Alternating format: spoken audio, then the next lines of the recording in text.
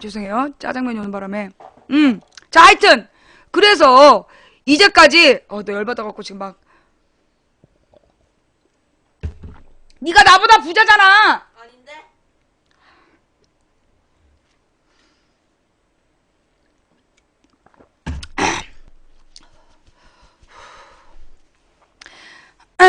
하던 얘기 마저 할게요. 자, 그러니까 지금 벌어지고 있는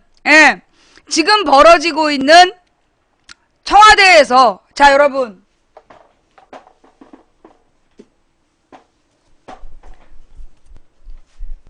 지금 청와대가요, 우리나라 재난 컨트롤 타워 어디라고 그랬어요? 찾아봐. 지금 청와대에서 우리나라의 재난 컨트롤 타워가 어디라고 그랬는지 한번 찾아보세요. 안행부? 정확히 그렇게 말 안 했어. 안행부라고 정확하게 얘기 안 했어. 뭐라고 얘기했냐? 청와대는 재난 컨트롤 타워가 아니다. 이제까지 정확한 워딩은 뭐라고 나왔냐면 청와대는 재난 컨트롤 타워가 아니다.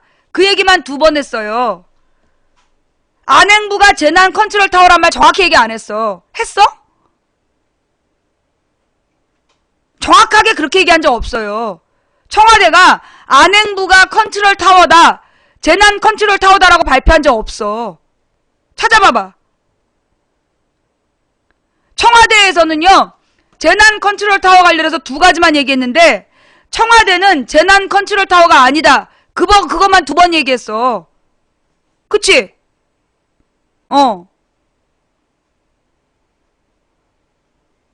청와대에서 안행부가 재난 컨트롤 타워다 라고 얘기한 적이 공식적으로 없어요. 우리가 기사들을 분석해보면서 그 청와대가 이번에 청와대가 재난 컨트롤 타워가 아니란 얘기했던 기사에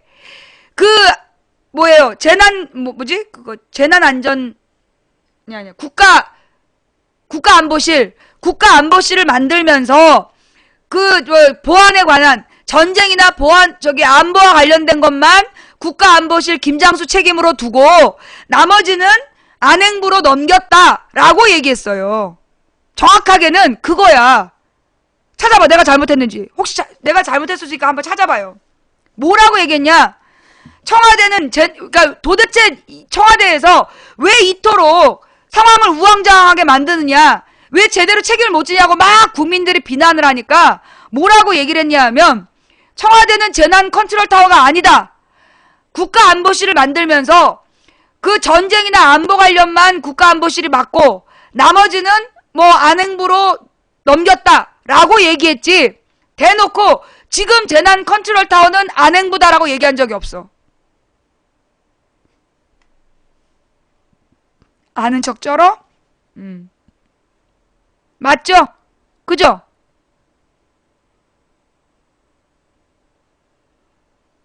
뭐가 잘못됐어? 내가 잘못 말했으면 한번 설명해봐요. 내가 설명 잘못한 거 있으면 설명해봐.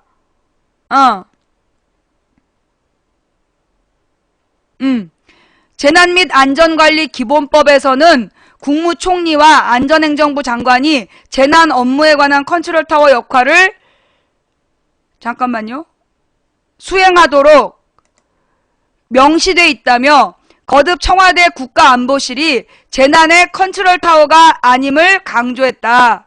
이 말은 안전행정부가 지금 재난 컨트롤 타워다라고 얘기한 거 아니야. 다시 한번 볼까요? 그 당시 청와대의 발언 내용이 재난 및 안전관리 기본법에서는 국무총리와 안행부 장관이 재난 업무에 관한 컨트롤 타워 역할을 수행하도록 명시돼 있다며 거듭 청와대 국가안보실이 재난의 컨트롤 타워가 아님을 강조했다. 이 말이 안행부가 재난 컨트롤 타워다라고 얘기한 거예요? 이 말이 지금 안행부가 재난 컨트롤 타워라고 얘기한 거예요? 아니라니까. 저 말은 법에 국무총리하고 안행부 장관이 해야 된다고 나와 있다 라는 얘기지, 지금 안행부가 재난 컨트롤 타워다라고 정확하게 얘기 안 했어요. 재난 컨트롤 타워라는 얘기 안 한 거라니까. 그래서 뭐라고 얘기했는 줄 알아? 그 다음에 한 말이 뭔 줄 알아요? 재난 안전처를 만들겠다. 재난 컨트롤 타워 기능을 하는, 찾아봐. 재난 컨트롤 타워를, 재난 안전처를 만들겠다. 그 말은 뭐냐? 현재 재난 컨트롤 타워가 없다고 얘기한 거야.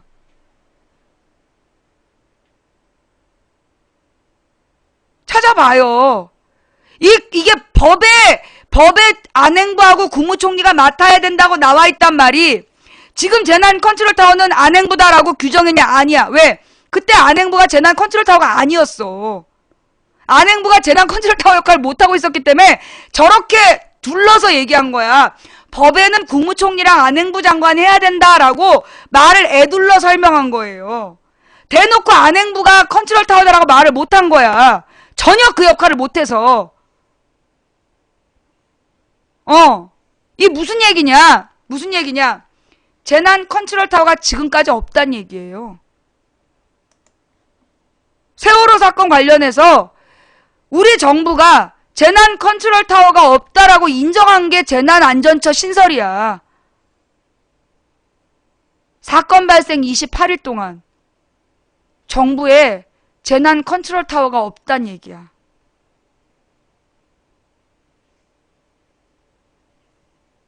청와대가 한 일은 우리는 재난 컨트롤 타워가 아니란 얘기를 2번을 했을 뿐이지.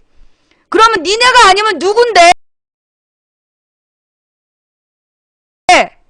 너네가 아니면 누가 해야 되는데? 그럼 분명하게 이거는 왜 중요한 문제냐?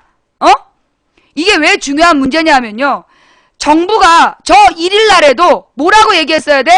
지금이라도 총리와 안행부를 중심으로 해서 재난 컨트롤 타워를 꾸리고 모든 지시에 따라야 된다라고 발언을 했어야 됐어.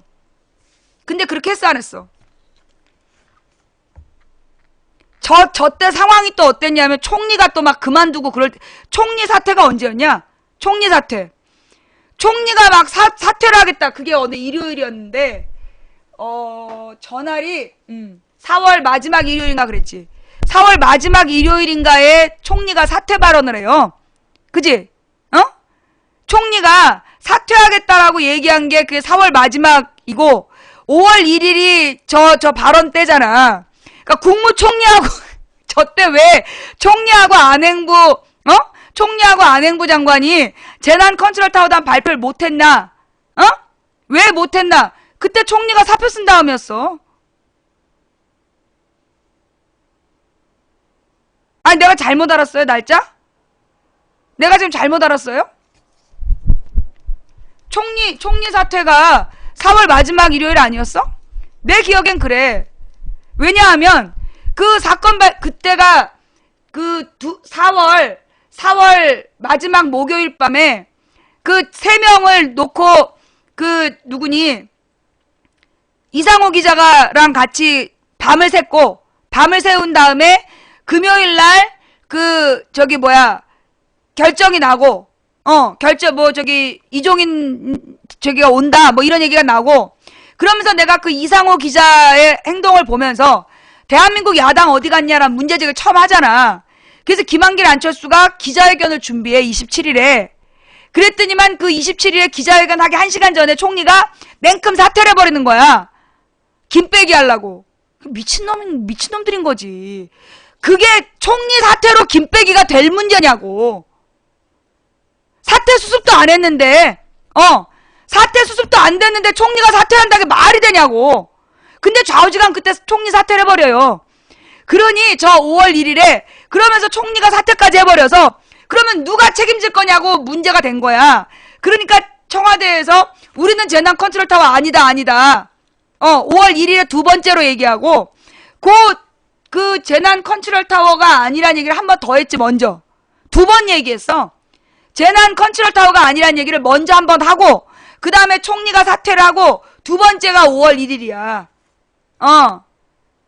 총리 사퇴 전후에 한 번씩 해. 계속 발뺌을 했는데 2번 발뺌을 했어. 그래서 5월 1일에도 총리하고 안행부 장관이 재난 컨트롤 타워 역할을 해야 된다고 법에 나와 있다라고 얘기했지. 지금 세월호 사건 재난 컨트롤 타워가 안행부 장관이란 말을 못했다니까? 왜 못했냐? 아까 총리가 사퇴한 얘기했지. 또 하나. 맨 첫날 우리 브리핑 기억나요? 난 첫날부터 뉴스가 정확히 기억나. 노란 잠바를 입고 안경을 쓴 그 사람이 나와서 전원 구조됐다고 얘기했다가 368명 구조됐다고 얘기했다가 그 땀을 뻘뻘 흘리면서 176명이라고 아니 168명이라고 보고를 바꾸잖아. 그 사람이 누구냐? 그 사람이 안행부 이 차관이야. 그때 장관은 그러니까 강병규 장관은 강병규인가 그 안행부 장관은 그때부터 경찰 학교 졸업식인가 뭔가 가가지고 사진 찍고 있었다니까. 그래갖고 안행부 2차관이 브리핑을 3번을 하면서 숫자가 그렇게 틀려갔던 거야. 그래서 첫날 안행부가 박살이 나요. 첫날 안행부가 박살이 나. 욕을 먹는 거야. 그래서 안행부가 첫날부터 뒤로 빠지게 되고 그 다음부터 해수부가 막 나서서 왔다 갔다 했는데 해수부의 매뉴얼에는 청와대가 대빵이야. 그래갖고 거기서 또 우왕좌왕 얘기가 그렇게 된 거야. 그치? 지금 생방송이야. 그래서 결국 그러니까 많은 국민들이 지금 궁금해하는 거야. 많은 국민들이 지금 궁금해하는 게 뭐냐 하면 아니 도대체 지금 밝혀진 내용에 의하면 지금 정부와 정부 구조 본부가 있었어 없었어? 정부에서 정부의 어떤 구조 대책반이 있었어 없었어? 없었단 얘기야. 배가 뒤집어지자마자 그리고 뒤집어지기 전에 구조할 수 있었는데 안 구조했잖아. 구조 안 했잖아. 그리고 뒤집어진 상황도 몰랐던 거야. 뒤집어져서 이미 10시 반에 뒤집어졌는데 11시까지 전원구조라고 개뻥치고 있었다니까? 그런 상황이었어. 도대체 왜 처음부터 3일 동안 민간 잠수부들이 구조도 못하게 하고 도대체 왜 이런 짓을 했냐? 그래서 내가 알아낸 거야. 깨달은 거야. 이건 나의 깨달음이야. 쟤네들은 이번 사건을 2010년에 천안함 사태처럼 26개 언론이 지네들이 짜고 일제히 거짓말을 하면 국민들이 지네 말을 들을 줄 알았던 거야. 그래서 여러분 있잖아요. 우리가 5월 이후로 안 듣고 있는데 4월 말까지는 YTN에서 매일매일 브리핑을 들었잖아. 우리가 4월 말까지는 매일매일 브리핑을 들었잖아. 그 브리핑에 의하면 500명의 잠수사, 555명의 잠수사가 투입되고 뭐 완전히 개뻥을 막 친 거 아니야. 근데 우리 그걸 믿었잖아요. 그래서 나도 그걸 믿고 그 유가족들이 소리소리 지르면서 민간 잠수 한 명도 못 들어가게 했다 이럴 때 우리가 그거 유족들 이상한 사람이다. 지금 유족들한테 누가 유언비어를 퍼뜨리고 있다 그랬잖아 우리가. 그 브리핑을 믿고. 그런데 이제 국민TV랑 뉴스타파, 고발뉴스, 손석희 뉴스에서 그게 유족들의 말이 사실인 게 증명이 돼버렸잖아. 그래서 우리도 믿게 된 거지. 안 그래? 그래서 이제 아무도 브리빵을 안 믿게 됐는데 그 당시에 우리가 그랬었다는 거야. 그러니까 얘네들이 옛날에 천안함 사태처럼 그렇게 국민들을 속일 수 있다고, 국민들을 지네가 똑같은 말로 속일 수 있다고 생각했던 거야. 언론 댓글 부대가. 그래서 그렇게 기획을 했다가 이번 일은 잘못된 거지. 왜? 이명박의 잘못, 박근혜의 잘못이 낱낱이 드러나서 이명박은 설령 제한을 풀고 박근혜는 선장의 안전규제 의무를 풀고 그래놓고 박근혜가 선장과 승무원은 살인행위를 했다고 얘기한 거 아니야. 사실 그 말을 안 했으면요. 박근혜가 그 말을 안 했으면 박근혜가 어떤 규제를 풀었는지 기자들이 물고 늘어지지 않았을 거야. 근데 박근혜가 사건 발생 다음 날인가 5일쯤 되는 날 뭐라고 얘기를 했냐면 선장이 승객들을 버리고 간 행위는 살인행위에 버금간다라는 얘기를 했어. 그리고 나서 하루인가 이틀 지나서 밝혀진 거 아니야. 선장의 안전규제 의무 규제를 풀어버린 게 박근혜 정부라고. 그래서 박근혜, 그러니까 그전에는 이명박 잘못만 있다가 박근혜 잘못도 그렇게 들통이 나게 된 거고, 지금 박근혜 정부에서 그 안전 관련 예산 계속 줄이는 방향으로 가고 있는 것도 지금 나오고 있잖아요. 그래서 결론은 그러니까 지금 여러분이 볼 때는 아니 KBS, MBC, SBS가 전부 다 그 정부 편 들고 있는데 어떻게 국민들이 진실을 알까? SBS가 또 반은 우리 편이잖아. SBS도 반은 우리 편처럼 보도하는 게 있었어. 그래가지고 이제 KBS, MBC가 지금 욕을 먹고 있는 이유가 그거야. 처음부터 끝까지 YTN이랑 같이 짜고 거짓말한 게 KBS, MBC.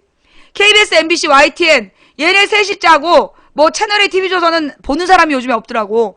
걔네들 5명이 짜고 거짓말했으나 그러나 SBS 절반, JTBC 그리고 대한 언론들이 사건의 진실을 밝혀내면서 이 세월호 사건은 정부의 잘못, 박근혜의 잘못이라는 게 밝혀진 거야.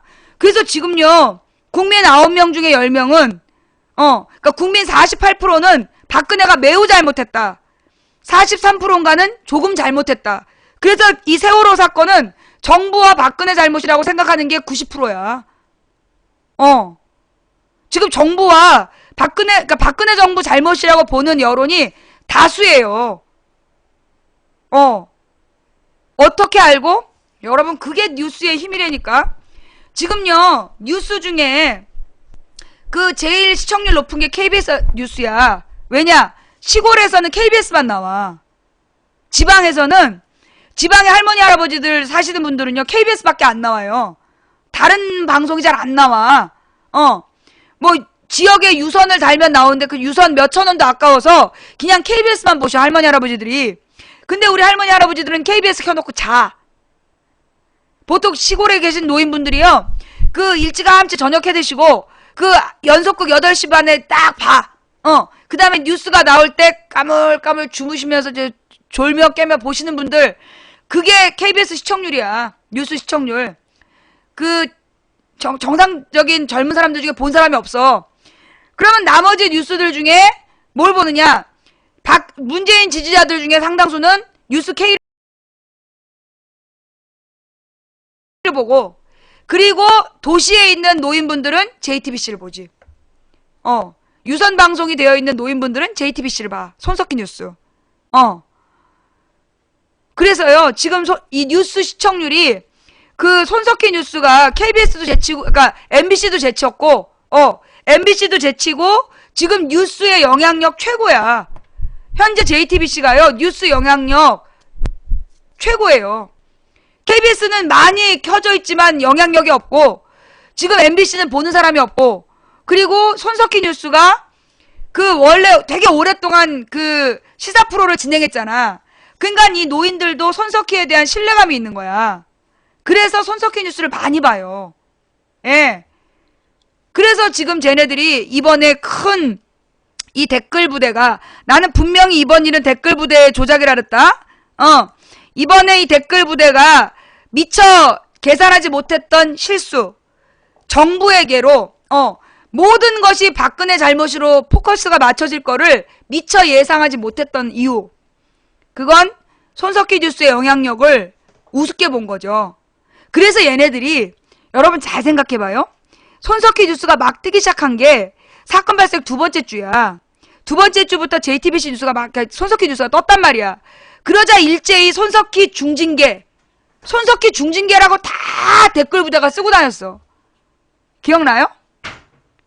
이 댓글 부대가 그 사건 발생 첫 주에, 그러니까 첫째 주, 둘째 주부터 손석희 뉴스를 많이 보기 시작하니까 모든 댓글에다가 얘네들이 손석희 중징계를 달고 다녔다니까. 카톡이나 이런 걸 통해서. 그런데 그 중징계가 세월호하고 무관한 거야. 그게 유우성한테 변론권을 줬다고. 그걸로 중징계를 내렸는데 유우성 무죄 받았어. 손석희 중징계가요, 유우성 인터뷰 방송했다고 중징계를 때린 건데 유우성이 무죄 받았다니까? 그러면 유성이 간첩죄 무죄를 받았는데 그 중징계는 말이 돼, 안 돼? 안 되는 거야. 유성 간첩죄 무죄 받았어요. 그러니까 이 댓글 부대 새끼들이 일부러 손석희의 영향력을 떨어뜨리려고 했으나 안 된 거야. 안 된 거야. 그때 손석희 중징계 막 이러면서 손석희 방송의 신뢰도를 떨어뜨리려고 할 때 손석희 선수가 내려갔잖아. 내려갔어. 현장에. 그래서 그 내려가가지고 똑같은 옷 입고 5일 동안 거기 현장에서 방송했잖아. 그러면서 막 빨갛게 얼어붙은 그 손. 그걸 보고 모든 사람이 감동했잖아. 내려가서 방송하면서 그때 그 동영상 2개가 공개되고. 그래서 이번 사건은요. 쟤네 댓글 부대가 막을 수 없는, 흐름을 돌릴 수 없는 이 지경이 된 거지. 좌우지간 내가 본 28일 동안은 그랬어. 어때요? 여러분 이렇게 머릿속에서 도대체 이해가 안 되는 그 상황들. 아니 지금 박근혜한테 이렇게 불리해졌는데 그때 왜 제대로 대처를 안 하고 왜 이런 엉뚱한 짓을 했는지 이제 이해가 되지. 응? 이제 이해가 되지.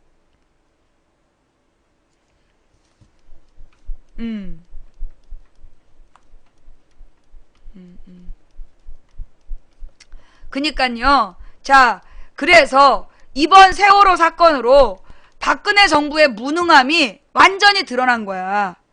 박근혜 정부의 무능함이 만천하에 드러나 버렸어. 그러니까 이제 지금 얘네들이 그래서 나타나는 반응이 뭐냐? 현재 쟤네들의 반응이 뭐냐? 그래서 박근혜 정부를 비난하는 사람들을 종북 좌빨 빨갱이로 매도하는 거야. 그러면서 참 신기한 건 뭐냐? 지난주부터지. 지난주 후반.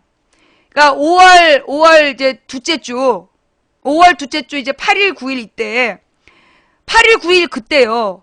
나한테 내가 모르는 닉네임들이 집요하게 망치부인님 현장으로 가주세요. 정말 집요할 정도로 모르는 아이디들이 계속 나한테 현장으로 가달라고. 금토일을 날 아주 그냥 막 나도 흔들렸다니까. 내가 가야 되는 거 아닌가? 망치 부인이 와야 된다. 그 여론을 만들고 있더라고 애들이. 지금 보니까 지금 딱 지나서 보니까 내가 갔으면 좌빨 선동 이걸로 공격하려고 준비했던 거야.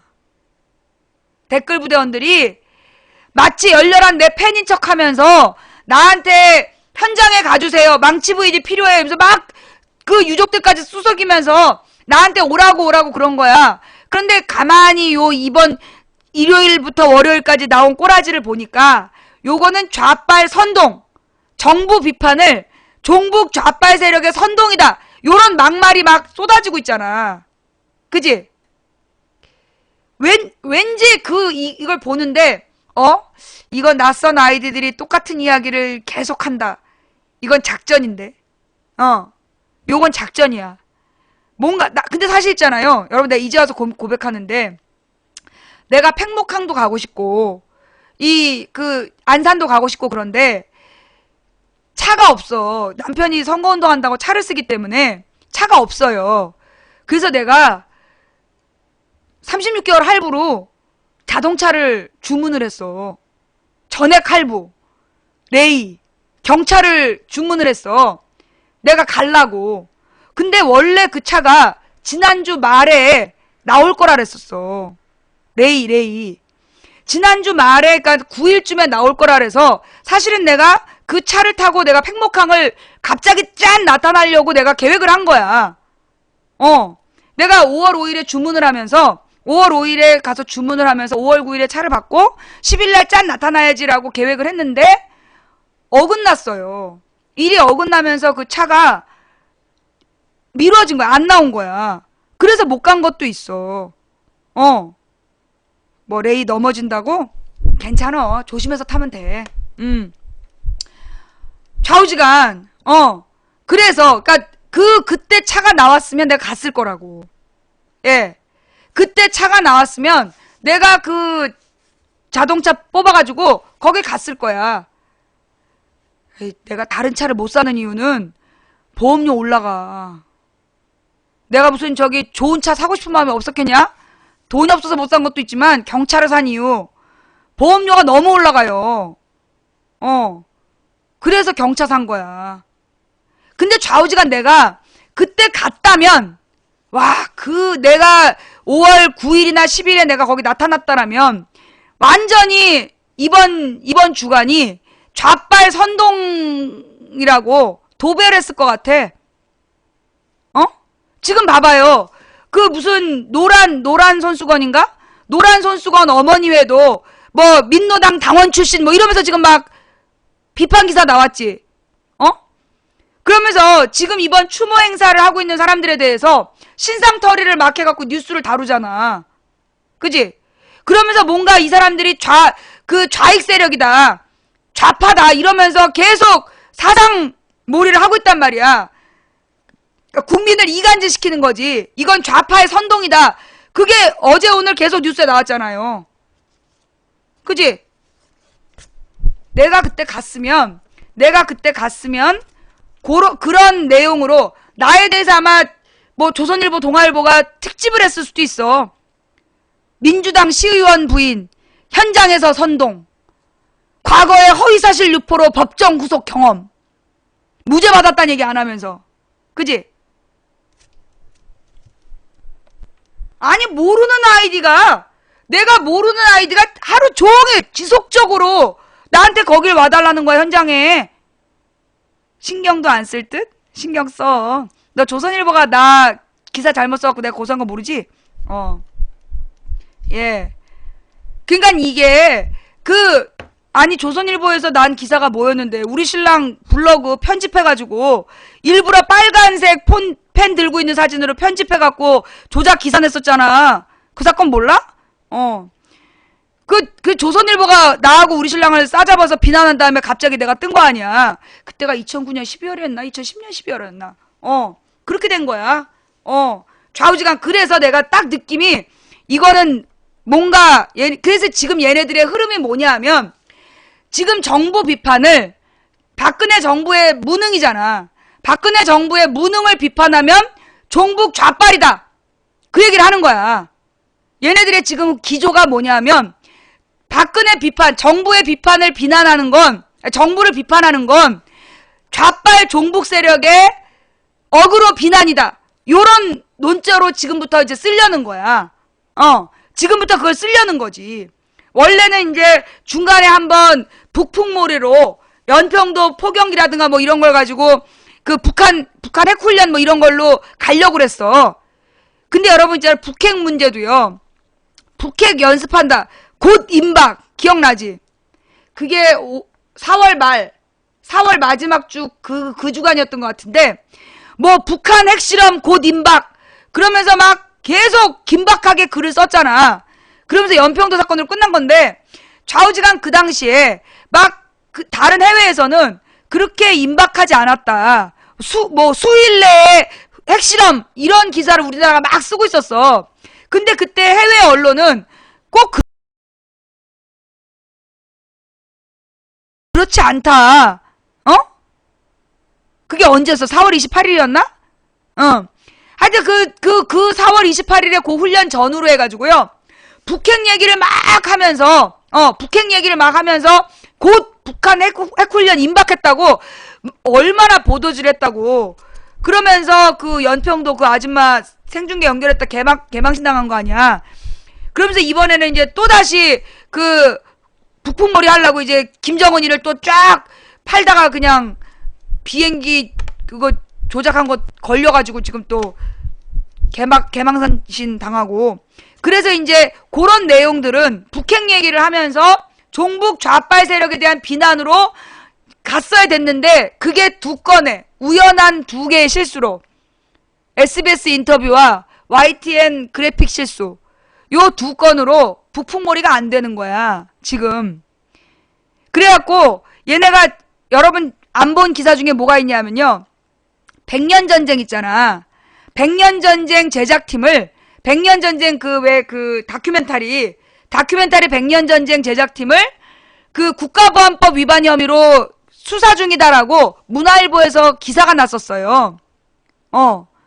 국가보안법 혐의로 그 수사하고 있다라는 기사가 났었는데, 그거 문화일보가 그게 벌써 기사 난 지 한 달 넘었거든? 한 달 넘었는데, 엊그저께 그거 바로 잡았잖아. 지난주 말인가? 지난주 말에 연평도 쇼 걸린 다음에 그거 오버였다고 냈어. 그러니까 지금 이제 원래 얘네들의 이 댓글 부대의 계획은 내가 볼 때 이 5월 이 기간이 5월 10일, 15일부터 6월 4일까지는 뭘로 팔려고 그랬냐면 북한 장사를 하려고 그랬던 거야. 그러니까 이제 이석기 재판, 그 다음에 또 백년 전쟁, 그러면서 이제 뭐 북핵 뭐 이런 걸 가지고 북한 몰이를 막 하려고 그랬는데, 그만 세월호 사건이 대형으로 터졌고 정권 비판이 거세지면서 너네 또 북풍으로 정권 비판을 물타기 하는 거냐, 이런 비판이 일반화 돼버렸잖아. 그러니까 이제 그렇지, 최동욱도 깠는데 잘 안 됐고, 최동욱 얘기도 별로 반응이 없었고. 왜냐, 지난해부터 똑같은 얘기 계속 나오고 있잖아. 최동욱 이야기로 며칠을 가려고 그랬는데 그 한마디에 댓글이 죽여버린 거잖아. 우리나라 검찰은 왜 최동욱 혼외 자식만 잘 찾냐고, 바닷속에 있는 애들은 왜 못 찾았느냐고. 그래갖고 최동욱 얘기도 쑥 들어가 버렸잖아. 최동욱 혼외 자식이 사실이다 막 이러면서 밑밥 깔다가 그 네티즌들이 댓글을 다른 거야. 왜 우리나라 검찰은 최동욱 혼외 자식만 잘 찾냐고, 왜 바다에 있는 우리 아이들은 못 찾느냐. 그 말 한마디에 그냥 최동욱도 꼬르륵 당해버리고, 처음에 연평도 피격 훈련을 가지고 막 얘기하다가 SBS 인터뷰로 죽고, 다음에 이제 5월 9일날 다시 뭔가 북풍몰이를 하려고 그랬는데 그 사진 조작한 게 걸려가지고 죽고. 그래갖고 이제 보니까는 북풍몰이가 좀 어렵겠다고 본 것 같아. 북풍몰이가 어렵다고 보고, 그렇다라면 또 하나의 방법은 뭘까? 또 하나의 방법은 노무현 공격. 죽은 노무현을 다시 부관 참시하라. 노무현에 대해서 과거에 수사했던 애를 가까이 두고 이 노무현의 비리를 계속 또 언론에 공개를 해서 노무현이 뭔가 진짜 잘못한 것처럼. 자, 물론 지금부터 20일 안에 그 주장에 대한 증거들이 증명이 될까요, 안 될까요? 안 돼요. 20일 동안 그냥 떠들고 끝나는 거야.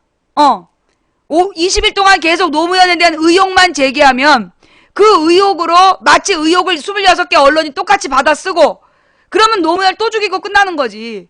지방선거 끝나면 밝혀지겠지. 그죠? 자, 여러분, 지방선거와 관련된 쟤네들의 이 댓글 부대의 여론 조작 사건, 가장 기억에 남는 게 뭐냐? 2006년의 일이에요. 2006년 어느 날 박근혜가 그 선거운동 지원 나갔다가 칼침을 맞아요. 커터칼로 얼굴을 베이는 사건이 발생해. 그 다음날 조선일보, 동아일보, 중앙일보의 메인 화면에 깜장색 헤드라인이 화면의 절반이야. 왜 신문 이렇게 접어놓잖아. 헤드라인이 까맣게 이제 이만큼의 헤드라인인데 여기 뭐라고 써있어? 박근혜 피습 5글자. 그 밑에 그 하얀색 부제가 나와. 부제. 현장에서 열린우리당 당원 검거. 기억나요? 박근혜 피습. 박근혜 피습. 현장에서 열린우리당 당원 검거. 이게 한 페이지에 다 나왔어. 그게 조선일보, 중앙일보, 동아일보가 다 똑같이 그렇게 나왔어요. 그래서 내가 그 신문의 기사들을 다 읽어봤잖아. 읽어봤더니, 자, 그럼 여러분은 어떤 기억이 나요? 어머, 열린우리당 당원 새끼가 박근혜 얼굴에 칼침을? 그럴 거 아니야. 그거 전철 타면서요. 전철을 타러 간 사람들이 씩 신문 제목만 보고 가. 제목에 박근혜 피습, 현장에서 열린우리당 당원 검거.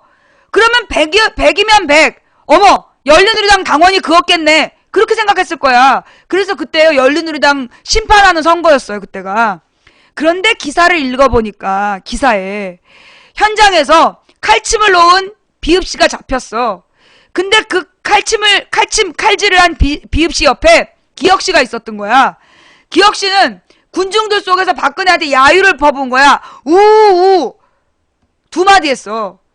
그 사람, 그 우우한 기혁씨가 열린우리당 당원인데 칼침을 놓은 비읍놈하고 기혁씨를 같이 잡아가지고 현장에서 열린우리당 검거라고 쓴 거예요. 그러면서 기사 내용에 중간에 중간에 부제목이 나오잖아. 부제목. 노사모 게시판에 글을 쓰고 무슨 후원을 했다. 서프라이즈를 필독했다. 이런 내용이 나와. 그게 누구냐? 칼질을 한 비읍씨가 아니라 우우했던 기혁씨가.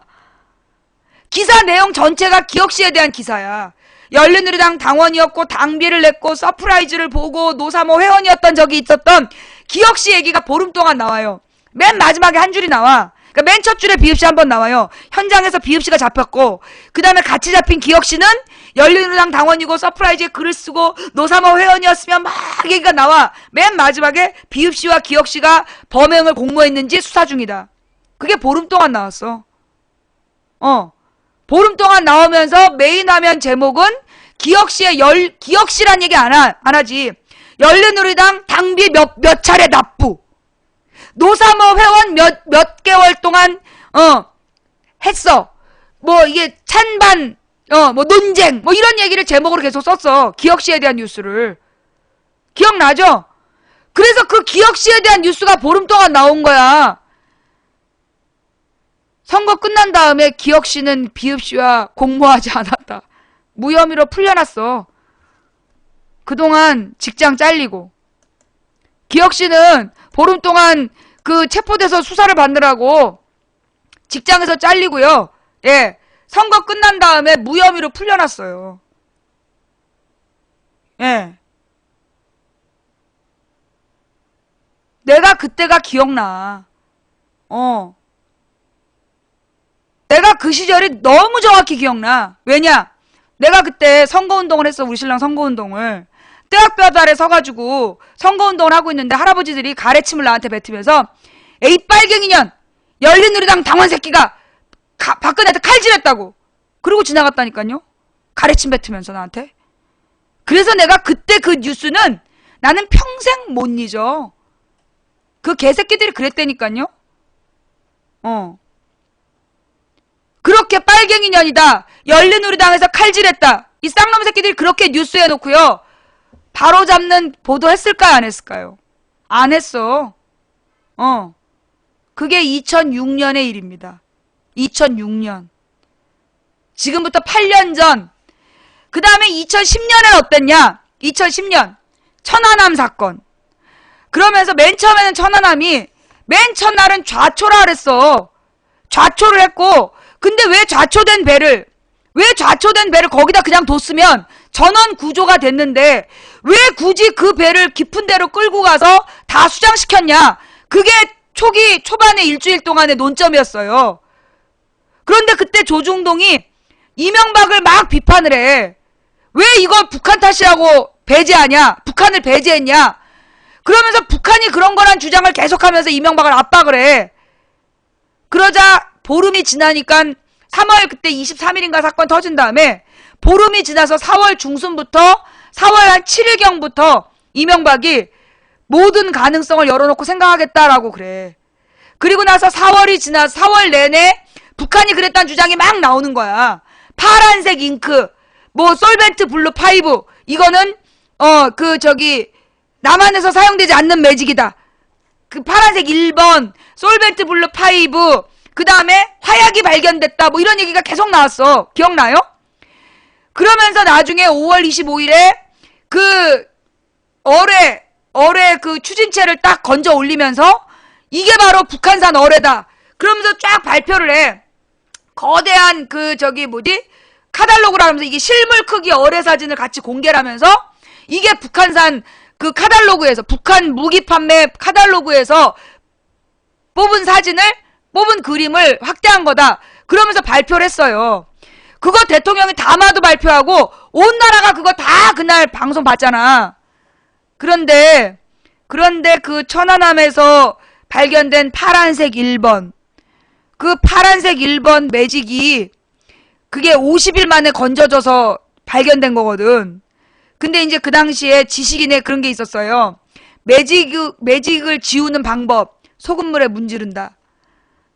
그러면 파란색 매직을 50일 동안 근데 그게 이제 어뢰 추진체가 몽땅 녹이 쓴 이유가 폭발하면서 페인트가 다 타버렸다는 거야. 그래서 녹이 슬었다는 거야. 근데 보니까 우리가 한 60년 돼 보이는데 좌지간 그 어뢰 추진체 가지고 북한산이라고 막 주장을 한 거야. 근데 페인트는 다 녹아서 사라졌는데 파란색 매직만 남아있었던 거야. 1번 이렇게. 근데 그 1번 매직의 색깔이 어떤 식이냐, 어디 써 있었냐, 확대를 해보니까, 그 사진을 확대해서 보니까, 녹 위에 파란색 1번이 써 있는 거야. 그래가지고 북한이 매직 장사를 하면 이거 대박난다. 북한 매직은, 와, 우리 남한 매직은 이제 소금물에 문지르면 지워지는데, 무려 50일 동안 바닷속에서 안 지워졌어. 페인트는 다 타버리는데도 그 매직은 안 지워져. 그 다음에 그 매직이 얼마나 신기한지, 녹이 막 생기잖아. 녹이라는 게 이제 물 속에 있는, 이게 물과, 그 습기와 만난 이 철분이, 갈색으로 변질되면서 달라붙어서 녹이 생기는 거잖아. 근데 그 녹 위로 색깔이 막 올라와. 막 녹이 쌓이면 녹 위로 파란색 매직이 올라오는 거야. 아이고. 그런 매직이 없어. 확대했더니 보인 거잖아. 그래갖고 이제 좌우지간, 근데 그때 이제 지식인에서 그러니까 매직 지우는 법, 소금물로 문지른다. 그래갖고 누가 또 실험을 했어. 어떤 이과생이 매직으로 이렇게 그림을 그려가지고 그걸 갖다 소금물에 담가놨네? 이틀이 지나니까 흔적도 없이 사라진 거야. 이틀이 지났더니, 소금물에 담가두니까 움직이지도 않았는데 그냥 그 매직이 사라져버렸어. 그래가지고 막 이제 실험해갖고 올리고 막 난리가 난 거지. 근데 그때 그러니까 그때 SBS가 보도를 해요. SBS하고 그때 연합뉴스였나가 보도를 하는데 뭐라고 보도를 하냐면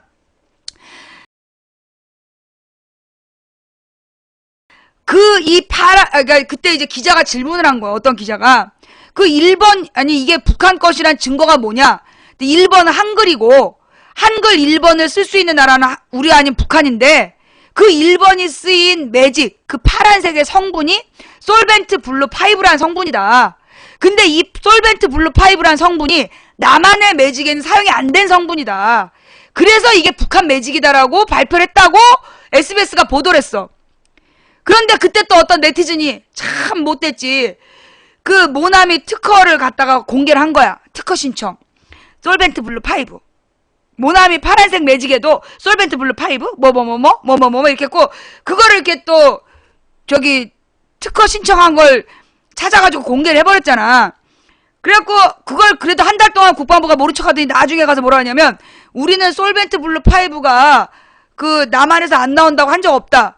아니 무슨 얘기냐? 그게 근거 아니었냐? SBS가 오버한 거다. 그럼 그때 왜 바로 잡지 않았냐? 바쁘다. 그러고 가버렸어요. 그게 솔벤트 블루 5의 진실. 그 다음에 또 하나가 뭐였냐? 이게 북한 카다로그인데 그러니까 큰 이제 실물 어뢰 사진, 그러니까 어뢰 추진체가 뭐냐면 어뢰를 움직이게 하는, 어뢰가 앞으로 나가게 하는 모터 같은 역할. 그 부분만 발견이 된 거야. 나머지는 다 터져버리고.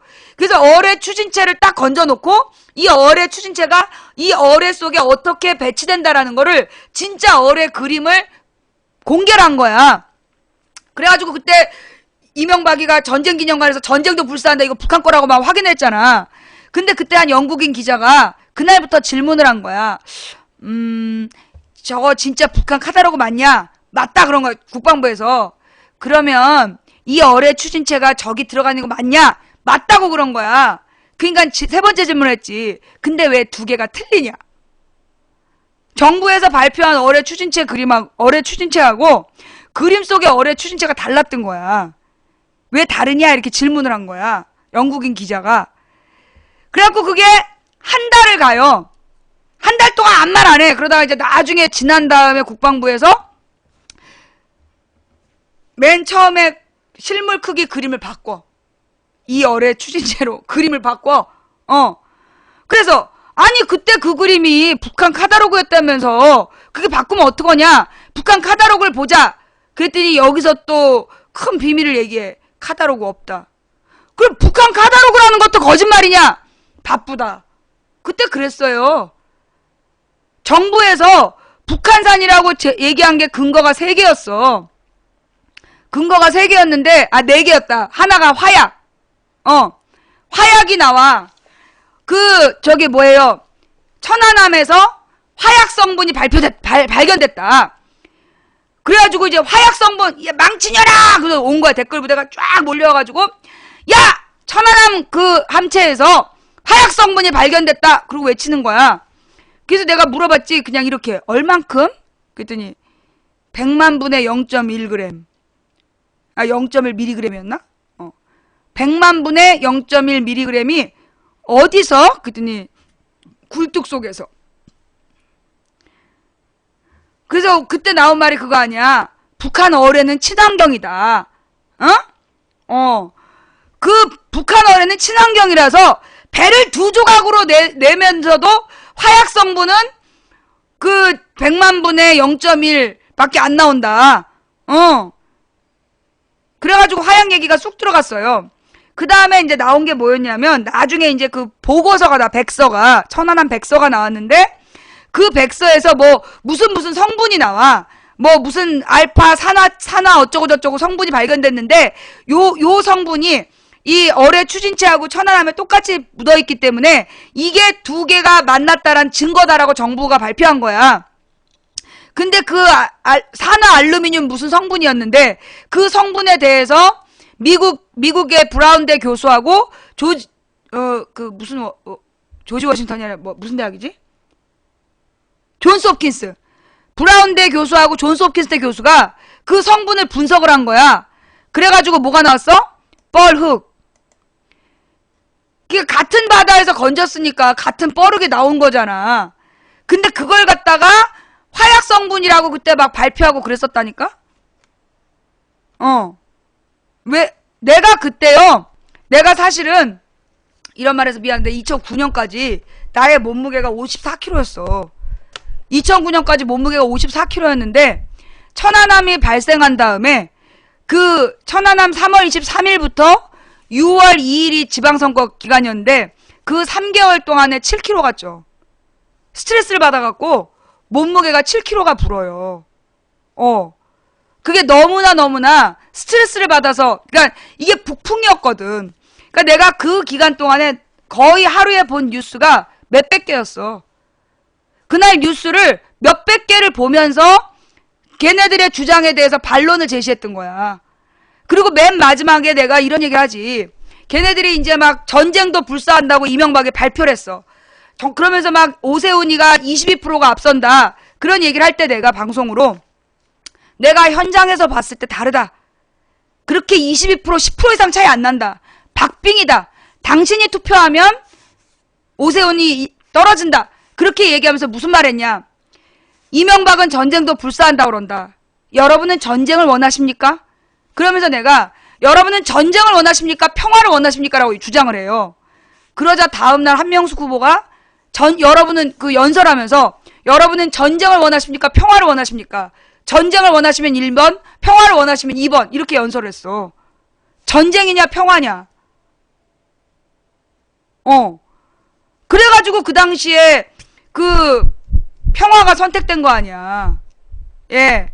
전쟁 대 평화로, 전쟁도 불사한다는 이명박에 대해서 전쟁이냐 평화냐 이런 전선을 그어가지고 간신히 그 당시에 선거를 치렀다니까. 그런데 그래서 그 당시에 천안함 유족들이 속상하겠다 이런 얘기 하는데 왜 속상하냐고. 왜 속상해? 진실을 밝히는데 왜 속상하냐고. 그게. 그 당시에요. 천안함 유족들도 초반에는 그래서 왜 배를 좌초된 지점에 두지 않고 왜 깊은 바다로 나갔냐. 그게 논점이었어요. 그런데 그때 무슨 보상금 얘기가 나오고 보상을 받으려는 그 나쁜 엄마 얘기, 그 얘기가 뉴스에 도배된 다음에 유가족들이 입도 뻥끗 못하는 분위기가 된 거야. 그때 맨 처음에 국방부에서 발표할 때 천안함이 좌초된 지점, 거기 그냥 있었으면 49명을 다 구할 수가 있었어. 그런데 여러분 그때 기억나요? 근데 그때 그 49명을 구하지 않고 그 배가 이상하게 깊은 바다로 나왔어. 배를 억지로 빼갖고 깊은 바다로 나와서 깊은 바다에서 침몰을 한 거야. 그래갖고 그 당시에 침몰을 하면서 그때도 그랬잖아. 고급, 그러니까 직급이 높은 장교들은 다 나왔어. 장교들은 나오고 그 직급이 낮은 부하들만 그때 수장됐잖아.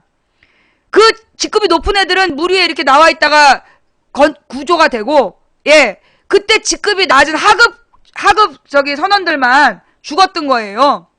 근데 그 당시에 좌초가 됐던 배를 그냥 거기 뒀으면 구조할 수 있는데 왜 깊은 바다로 가져갔냐. 그게 논점이었어, 일주일 동안. 그런데 갑자기 북한 얘기가 나오면서 북한 어뢰가 그랬다. 그럼 북한이 어뢰가 그랬다는 증거 있냐? 그랬더니만 뭐 연어급 잠수함이 와서 쐈다. 그럼 연어급 잠수함이 뭐냐? 그랬더니 어떤 언론은 150톤이다. 어떤 언론은 200톤이다. 어떤 언론은 300톤이다. 그리고 말이 앞뒤가 안 맞은 거야. 그 다음에 아니 그러면 어뢰가 그러니까 잠수함이 와서 어뢰를 쐈는데 왜 거기다 그때가요. 훈련 중이었어요. 22척의 한미연합 해군이 떠 있었어. 한미연합 해군 22척이 떠서 잠수함이 접근해 오는 걸 몰랐다는 얘기냐? 그랬더니 뭐라 그랬냐면 잠수함이 그 시동을 끄고 해류를 이용해서 왔다는 거야. 해류를 따라 흘러내려와서 어뢰 공격을 했다는 거야. 그런데 그때 그게 봄이었고 그때 해류는 남에서 북쪽으로 흐르는 거였어. 그래서 해양학자들이 아니 그때 해류가 남에서 북으로 흐르는데 어떻게 엔진을 끄고 북쪽에서 남쪽으로 흘러왔냐? 그랬더니 뭐라 그랬냐? 군산 앞바다로 들어와서 군산 앞바다에서 시동을 끄고 왔다는 거야. 그럼 군산 앞바다 지키는 해군은 지금 다 죽어야 된다는 얘기잖아. 그러면서 근데 그때 이 물살이 너무 세갖고 600톤짜리 이 천안함이 빙빙 돌아요. 뱅글뱅글 돌아. 조류가 너무 세가지고. 그런데 그러면 이 300톤짜리 150톤인지 300톤인지 확실하지 않은 잠수함이 엔진을 끄고 막 빽빽빽빽 돌면서 이제 거기 천안함까지 갔다는 거야. 그래갖고 단 한 방에 어뢰를 쏴서 화약도 안 남기고 화약 흔적도 없이 배를 두 동강을 내고 막 빽빽빽빽 돌면서 갔는데 우리 해군이 세 대한테 총을 쐈다는 거야. 그때 해군이 밤 11시에 총을 쐈어. 왜 쐈냐 했더니 세 대한테 쐈다. 이게 공식 발표였어요. 그게 천안함 사건이야. 이거 좀 처음 들은 사람. 이거 좀 처음 들은 사람. 그 당시에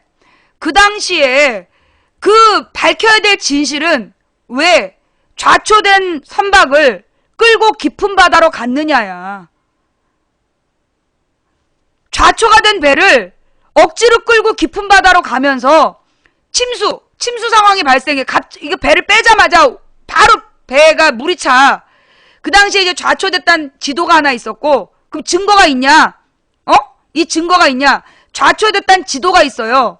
그 다음에 뭐가 있냐면 그 당시에 해경으로 신고한 기록이 있어.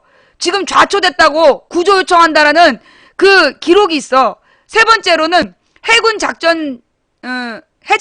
작전사령부에 이 배가 좌초된 다음에 침수 상황 발생이란 보고가 나와. 그게 좌초 시간 9시 몇 분, 그 시간에 바로 다 보고가 된 거야. 그랬는데 그 배를 왜 이유를 모르겠는데 빼가지고 깊은 데로 가서 가라앉아 죽으면서 그 하급 장교는 다 죽고 그리고 이제 상급 장교만 살아남았잖아. 함장도 살아남았어. 그런데 정부에서 이게 북한군에 의해서 이 함대가 공격을 받아 49명이 죽었다라고 발표를 했잖아요. 전쟁 중에 적군의 공격을 알지도 못하고 막지도 못하고 그래서 공격을 받아서 부하 49명을 잃었어. 함장이. 그러면 이 함장은 어떻게 될까요? 지위가 강등되고 그리고 불명예 퇴진을 해야 되겠죠. 그런데 훈장 받았어. 그 함장이 훈장 받았어. 신문에 나왔어. 훈장 받았어. 어떻게 그럴 수가 있었을까요? 적 잠수함이 접근하는 걸 무엇보다 천안하면 소나라는 게 달려 있어서 어뢰나 잠수함을 추적하는 배였어. 그런데 어뢰가 들어오는 걸 알지도 못하고 막지도 못하고 잡지도 못해서 부하장병 49명을 죽인 함장을 훈장 줬다니까? 그게 천안함의 진실이야. 이거 뉴스에 다 나왔던 얘기다. 다 나왔던 얘기야. 예. 그러면서 천안함 성금 모았잖아. 성금 모아가지고 그걸로 막 이상한 데다 쓰고, 그리고 그걸로 장병들 가족들한테 나눠주고 국가 차원에서 보상 안 했다는 거 아니야. 예. 천안함 성금 모금해가지고 그 돈으로 나눠주고 끝냈어. 그러면서 금양호 같은 경우에는 그 국가에서 보상도 못 받았지. 예. 폭침을 당했는데 훈장을 준 아주 이상한 사건. 그게 천안함 사건이야. 자, 2006년 박근혜 칼침 사건, 2010년에 천안함 사건. 그런 다음에 천안함 지방선거 끝난 다음에 그때 한나라당 당대표가 이제 천안함 덮자 그랬다니까. 야당에서 그때 민주당이 천안함 진상조사 하자. 정말 너희들의 백서가 맞는지 이거 외국 전문가들한테 이거 보여주고 진상규명 하자 막 국회에서 떠들었더니 한나라당 당대표가 그때 정몽준 씨였는데 그때 그만 천안함 덮자고 그랬어. 천안함 덮자. 아니 근데 왜 몽즙 그래? 왜 몽즙이야? 아니 뭐 막 전부 다 댓글에 밤새도록 몽즙 그러는데 몽즙이 뭐야? 눈물? 눈물을 억지로 짜서 몽즙? 무슨 일이 있었던 건데? 눈물을 짰다고? 어떻게 눈물을 짜?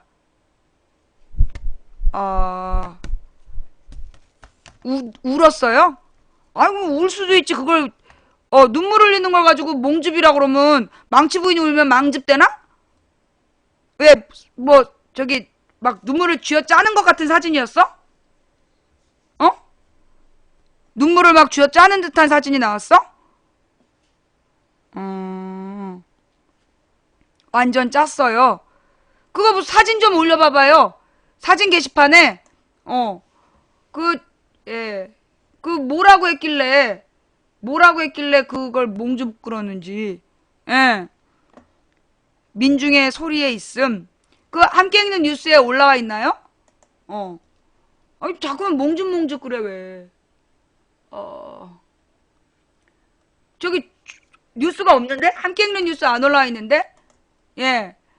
아 너무 이렇게 그 별거 아닌 걸 가지고 비우는 거 아니야? 근데 어저께 말이에요. 예. 어저께 그 손석희 뉴스 봤음? 예. 어제 손석희 뉴스에서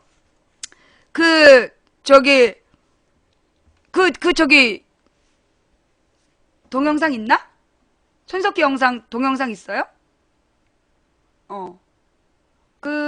손석희 뉴스 동영상을 보고 싶은데 없나 보다. 예.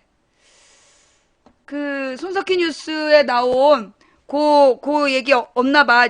동영상 좀 올려봐요. 예. 동영상 좀 올려보시고요. 이거구나.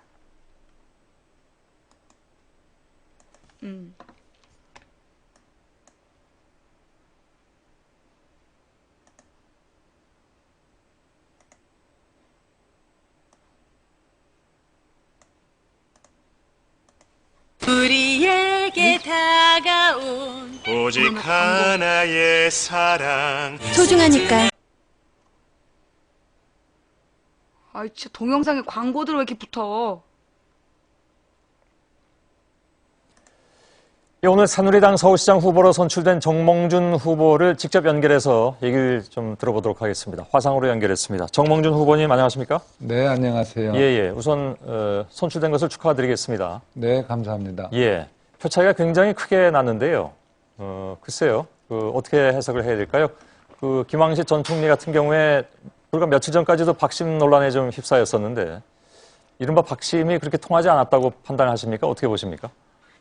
뭐 그런 한 가지 면으로만 볼 일은 아니라고 생각을 하고요. 예. 우리 김황식 후보님, 이혜훈 후보님 다 훌륭하신 후보들이지만 본선에 가서 박원순 시장을 이길 수 있는 후보로 예. 우리 서울 시민과 당원들께서 저를 선택해 주신 것 같습니다. 예. 물론 뭐 선거는 치러봐야 하는 것이겠습니다만은 조금 아까 여론조사 결과를 보니까 특히 이제 40대에서 굉장히 그 정몽준 후보가 과거의 지지를 받던 것보다 많이 떨어져 있던데요. 40대는 또 지렛대라고들 흔히 얘기하기도 하고 좀 고전할 거라고 생각하시지 않으시는지요? 뭐 선거는 어려운 선거가 하나도 없습니다. 제가 이번 선거가 국회의원 선거 7번, 대통령 선거 2번에서 한 10번째가 되는데요. 모든 예. 선거 다 어렵고 최선을 다하는 것이 유일한 방법이라고 생각합니다. 예.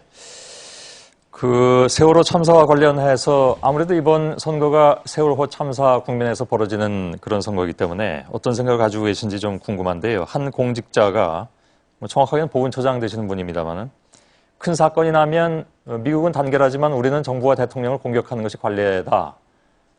이렇게 얘기해서 조금 논란이 됐습니다. 여당 지도부 내에서도 정부 비판은 정치 선동이다 이렇게 규정하는 목소리가 몇 차례 나와서 질문을 드리겠는데 이른바 정부 책임론에 대한 정몽준 후보의 생각은 어떠십니까?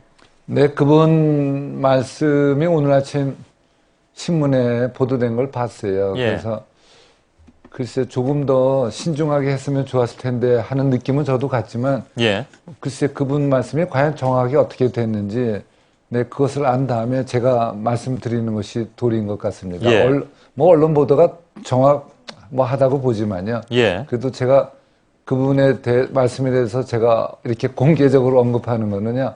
제가 좀 더 알아보고서 해야 되지 않을까. 예. 그러면 그 보훈처장의 말씀을 빌지 않고 그냥 질문을 드리겠습니다. 네. 이른바 정부 책임론에 대해서 어떻게 생각하십니까? 무슨 거에 대해서요? 구조라든가 이런 부분에 있어서 미흡한 점이 너무 많지 않았냐라고 해서 많은 분들이 정부를 비판도 하고 그렇습니다. 거기에 대해서는 어떻게 생각하십니까? 그러니까 뭐가 많다고 그러시는지 잘 안 들려요. 제 질문은 네. 보훈처장의 얘기를 제가 예를 그렇게 들어서 하지 드리긴 않고 했으나 일반적으로요. 예. 예, 정몽준 후보의 개인 생각은 어떠신가 하는 차원에서 질문을 드렸습니다. 근데 그분 말씀이 아니고 일반적으로 미국은 큰 사고가 나면 어떻게 하는데 예, 우리는 왜 이렇게 하나 이런 것은 일반적으로 적절치 않다 생각합니다. 예, 알겠습니다. 그 얘기를 비평하는 분들께서는 9.11은 테러가 아니었느냐. 이것은 구조를 제대로 하지 못했던 정부의 책임 아니냐라는 차원에서 비판을 한다라고들 얘기들을 하시기에 정몽준 후보께서는 어떤 생각이신가 하고 질문을 드렸던 겁니다. 네. 정 후보님의 개인적으로는 가족분들 발언 때문에 좀 곤욕을 치르기도 했습니다. 거듭 사과도 하시고 해명도 하셨는데 그 질문은 제가 그래서 드리지 않겠습니다. 뭐 그렇게 하시면 하신 거나 다름없는데요. 예. 하시죠 뭐 하시던데. 예. 아닙니다. 안 드리겠습니다. 네, 다른 고맙습니다. 질문을 드릴 텐데요. 네. 부인께서 공직선거법 위반 혐의로 고발을 당했습니다. 그 네, 질문을 고맙습니다. 드리겠습니다. 그 부분은 어떻게... 내용이 뭔가 하시는 질문인가요? 아니요. 그 내용은 네. 아직 현직 의원 신분이시기 때문에 배우자는 선거운동을 할 수 없는데 네. 새누리당 당사에서 대의원들에게 정 의원님에 대한 지지를 호소했다라는 주장이 제기돼서 그래서 이제 고발을 당하신 걸로 알고 있는데 네, 이건 어떻게 그렇죠. 대처하실 생각이신지요? 제가 한 이틀 동안 저희 집사람이 선거법 위반으로 고발당했다는 게 텔레비전에 자막으로 계속 나와서요. 예. 참 저도 아주 송구스럽게 생각하는데요. 예. 설명을 들어보니까 저희 지구당 당협에서 저희 집사람을 초청을 해서 예. 이제 저에 대해서 좀 얘기를 해봐라. 이제 이런 경우에 소개하면서 뭐 정몽준 의원이 되면 좋겠다 이런 얘기들을 그분들이 조금 하시는 것 같아요. 예. 근데 그러면서 저희 집사람은 저에 대한 이야기를 이제 하죠. 뭐 특별한 이야기는 없습니다. 예. 그러면서 이제 마지막에는 이렇게 이야기를 하는 것 같아요. 본선에서 이길 수 있는 후보를 지지해달라. 그 예. 문장에는 제 이름은 전혀 안 들어가 있습니다. 예. 그런데 이제 하여간에 고발을 했다 그러니까 그것이 뉴스가 되고 예. 모르는 분들은 저희 집사람이 무슨 돈 봉투라도 많이 돌렸나 보다 또 이렇게까지 생각하더라고요. 예. 그래서 고발하는 걸 가서를 누가 고발하면 언론에서 보도를 할 수가 있겠죠. 예. 정몽준 의원 부인 고발당했다. 조금 더 신중하게 해줄 수는 없는지. 예. 네. 그리고 알겠습니다. 성관위에 물어봤더니 예. 뭐 그분 말씀이 그 뭐라 그러더라. 뭐 경미한 사안이다 이렇게 답변해 주셨습니다. 예. 근데 이제 그 부인께서 누구를 지지해달라고 하셨으면 뭐 김황식 전 총리를 지지해달라고 얘기하진 않으셨을 것 같고요. 근데 누구든지 예. 본선에서 일 사람을 지지해달라 우리끼리 10명이든지 1명하고 얘기해도 그렇게 예. 얘기해야 되지 않나요? 근데 그거 자체는 아닌데 우선 상대가 뭐 고발을 했다니까요. 조사를 예, 받겠죠. 뭐 근데 언론에서 하죠. 보도하실 예. 때 그냥 그렇게 하니까요. 예. 정말 무슨 큰 범죄를 저지른 것 같이 많은 분들이 또 걱정을 해서 예. 정말 송구스럽게 생각합니다.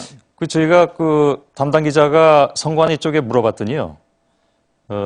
정 의원께서 예비 후보 등록을 하지 않은 상황에서 부인께서 선거운동을 할 자격이 없다는 것이다. 그래서 예를 들면 일반인이 특정 후보를 지지 호소했다는 것 이런 점에서 법 위반에 해당될 수도 있다라고 나왔는데 우리 손 사장님, 예. 선거운동이 어디가 선거운동이고 어디가 아닌지 이런 게 굉장히 그렇게 간단하지가 않습니다. 뭐 좀 복잡하긴 하죠. 네, 그래서 예. 근데 선거운동을 했다 이렇게 하면서 하시면은 조금 뭐랄까 애단하시는 거죠. 예. 그러면 선거 이런 기간에는 아무도 만나지 말라 이런 법은 없잖아요. 예. 아무래도 사람 만나죠. 전화도 하고. 알겠습니다. 네, 그래서 그걸 조금 좀 언론에서 신중하게 예. 해줬으면 합니다. 예. 저희들도 이런 문제는 굉장히 신중하게 접근을 하려고 노력을 하는데요.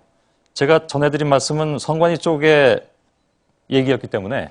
선관위 쪽에 저희도 물어봤는데요. 예. 분명히 뭐 그분 말씀이 뭐 경미하다 이런 표현 쓰셨던 것 같습니다. 알겠습니다. 선관위 내에서도 의견이 다를 수 있는 것이고. 네, 그렇죠. 네, 또 거기서 맞습니다. 나름대로 또 결정해서 결론을 얘기하겠죠. 예. 뭐 알겠습니다. 고발 당했으니까 뭐 조사 받아야 되겠죠. 예, 예.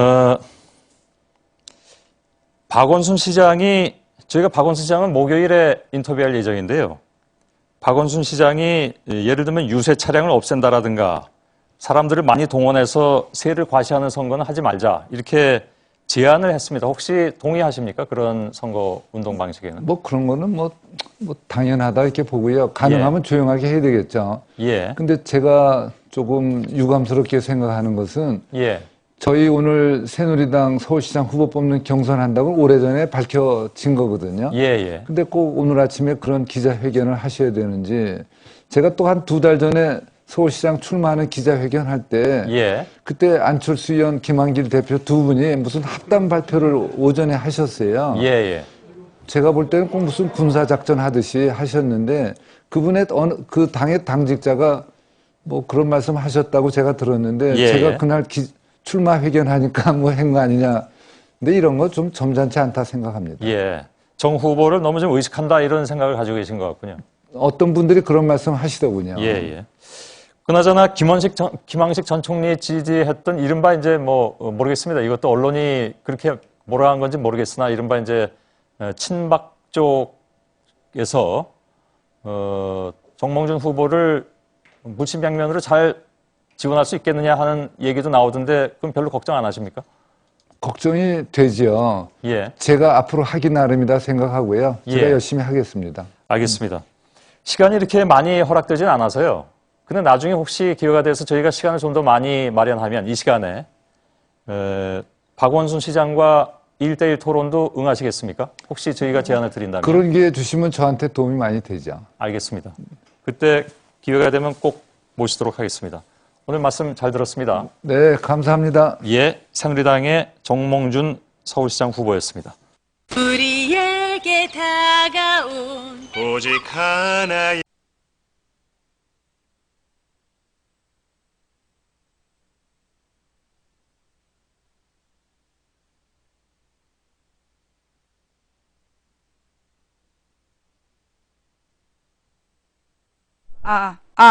예.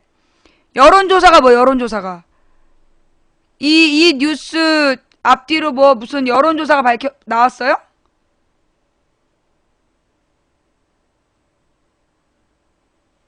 여론조사 뉴스를 올려주지 않으면 나는 못 봐. 뭐, 함께 읽는 뉴스라든가, 예, 함께 읽는 뉴스나 무슨 자료실에 올려놨어야지. 내가 이렇게 확인이 안 되잖아요.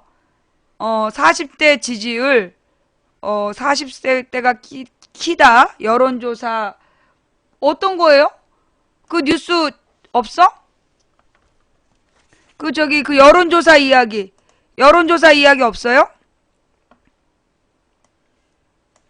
40대 뭐 여론조사한 내용 그 뉴스 없나 봐?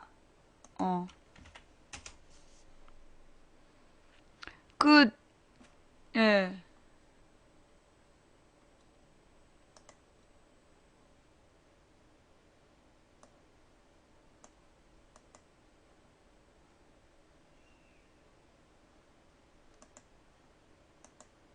예. 그 여론조사가 갖고 오신 분이 없어서요. 네. 뭐 함께 읽는 뉴스에다가 여러분이 올려주셔야 제가 볼 수 있고, 아무거나 막 보여달라서 볼 수가 없고요. 저는 미리 여러분들이 올려주신 것만 볼 수 있습니다. 그 뉴스가, 예. 여론조사 결과가 지금, 안 나와서 제가 그건 보여드릴 수가 없고, 이건 또 뭐야? 그 여론조사 내용 나온 거 있으면 좀 보여주세요. 예. 이건 뭐지?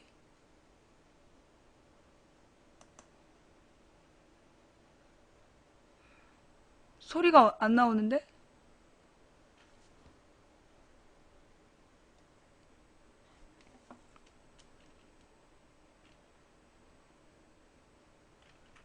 지금 이거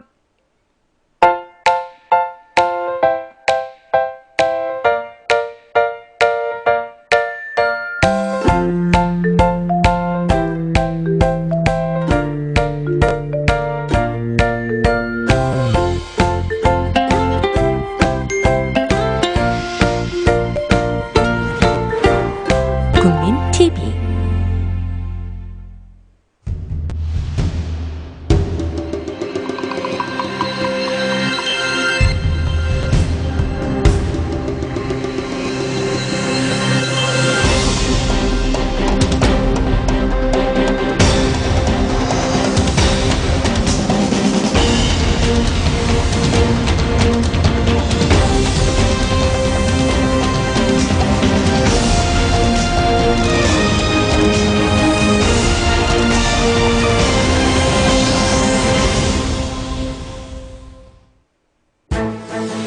아니 잠깐만.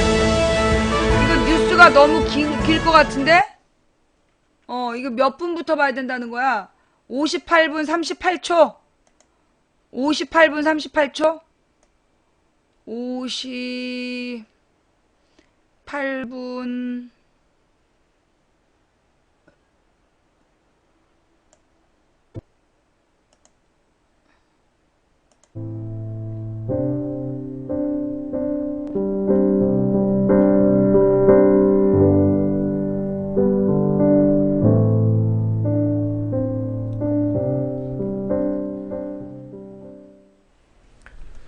국방부를 대변하는 국방부 대변인이 북한을 가리켜 없어져야 할 나라도 아닌 나라라고 맹비난을 했습니다. 이 발언이 대통령의 통일 대박론과 정면으로 배치되기는 하지만 무인기가 남한의 날조라는 북한의 입장이 나오자 욱하는 마음에 그랬겠거니 이해할 수도 있습니다. 이해할 수 없는 발언은 다른 데 있었습니다. 국방부 대변인은 이날 북한의 군사 능력이 별것 아니라는 듯한 발언을 했습니다. 그는 광명성 1호가 궤도에 올라가지도 못한 채 추락했다고 했고 그동안 우리 군이 경계 대상이라고 지목해온 북한의 AN-2기가 사실은 동구권에서 농약이나 치던 항공기라고 깎아내렸습니다. 정말 이해할 수 없습니다. 이런 북한이 어떻게 서해 얕은 바다에 잠수정을 침투시켜서 세계 어느 나라도 실전에서 성공시키지 못한 버블제트 공격으로 천안함을 격침시켰는지 어떻게 무인기들이 남한을 들락거리면서도 스스로 추락하지 않는 한 들키지 않았는지 정말 이해할 수 없습니다. 책임은 안 지고 돈만 써대는 국방으로 최첨단 버블제트와 농약치는 항공기로 무장한 북한을 제대로 상대할 수 있을지 걱정입니다. 뉴스K 마치겠습니다. 내일 뵙겠습니다. 다시 한 번 듣죠. 다시. 잠깐만요. 잠깐만요. 58분 남은 사람들이 이루어야 할 이승의 일도 죽음길 깊이 알아야 제대로 일터.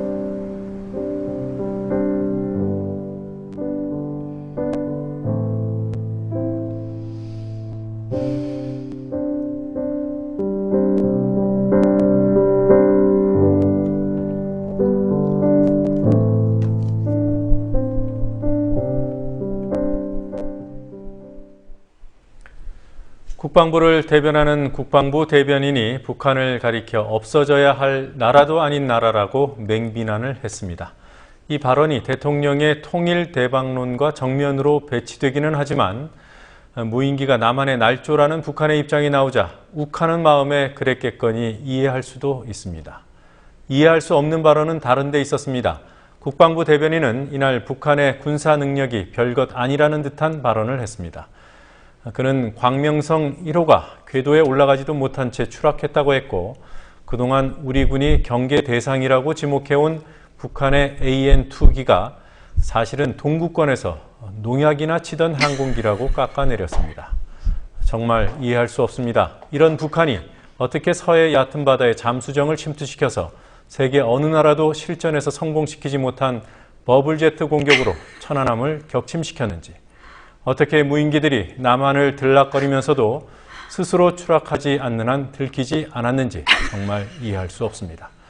책임은 안 지고 돈만 써대는 국방으로 최첨단 버블제트와 농약치는 항공기로 무장한 북한을 제대로 상대할 수 있을지 걱정입니다. 뉴스K 마치겠습니다. 내일 뵙겠습니다.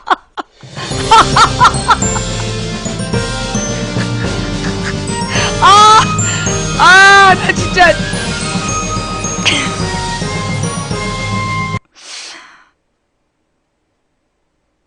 죽여준다. 나 너무 웃다 또 혈관 솟았어. 예.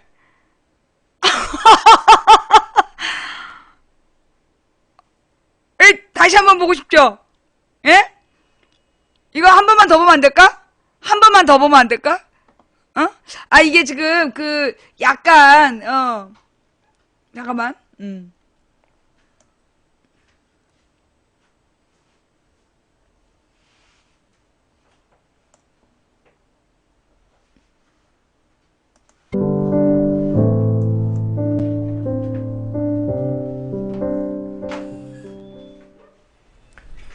국방부를 대변하는 국방부 대변인이 북한을 가리켜 없어져야 할 나라도 아닌 나라라고 맹비난을 했습니다.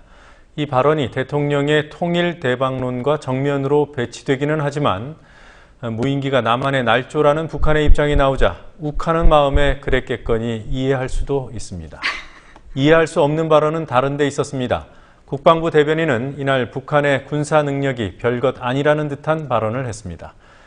그는 광명성 1호가 궤도에 올라가지도 못한 채 추락했다고 했고 그동안 우리 군이 경계 대상이라고 지목해온 북한의 AN-2기가 사실은 동구권에서 농약이나 치던 항공기라고 깎아내렸습니다. 정말 이해할 수 없습니다. 이런 북한이 어떻게 서해 얕은 바다의 잠수정을 침투시켜서 세계 어느 나라도 실전에서 성공시키지 못한 버블제트 공격으로 천안함을 격침시켰는지, 어떻게 무인기들이 남한을 들락거리면서도 스스로 추락하지 않는 한 들키지 않았는지 정말 이해할 수 없습니다. 책임은 안 지고 돈만 써대는 국방으로 최첨단 버블제트와 농약치는 항공기로 무장한 북한을 제대로 상대할 수 있을지 걱정입니다. 뉴스K 마치겠습니다. 내일 뵙겠습니다. 나 어떻게 오줌 쌌어?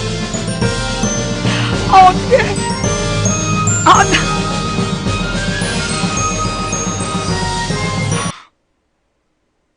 어떡해. 오줌 지금 나왔어. 이런 뉴스를 함부로 올리면 어떡해. 나 같은 아줌마한테 이런 거 자꾸 보시면 안 된단 말이야. 아씨. 웃다가 오줌 쌌잖아. 아이씨. 예. 자. 뭐 아직 아까 그 문제 사진은 안 나온 거죠? 예. 아까 그 문제 사진은 안 나오고, 자, 그러면 뭐 우리 또 시청자 함께 읽는 뉴스에서 예, 그 노정면 앵커가 소위 그 저기 뭐야 그걸 뭐라 그러지? 돌발 뉴스, 돌발 영상이 그 저기 노정면 앵커 작품이라며.